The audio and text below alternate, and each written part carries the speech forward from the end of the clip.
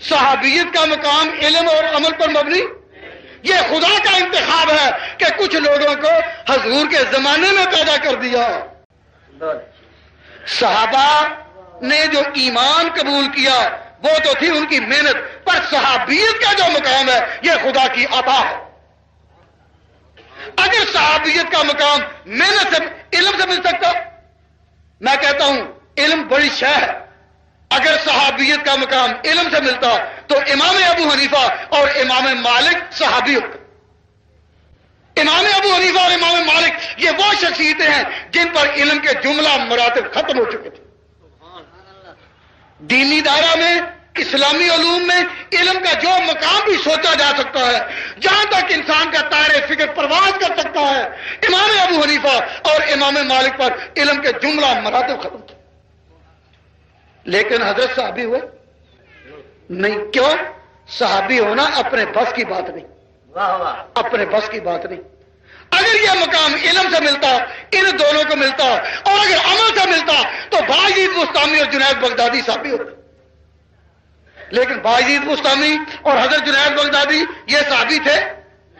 میں کہتا ہوں چاروں کو ایک پلڑے میں رکھو، امام ابو حنیفہ، امام مالک، باعزید بستامی اور جنید بغدادی، چاروں ایک پلڑے میں، اور بلال حبشی ایک پلڑے میں۔ حضرت کس کا پلڑا جھکے گا؟ کس کا پلڑا؟ تو معلوم ہوا کہ یہ وہ مقام ہے جو علم اور عمل پر موقوف نہیں۔ علم پر موقوف ہوتا ابو حنیفہ صحابی ہوتے، عمل پر موقوف ہوتا جنید بغدادی صحابی ہوتے۔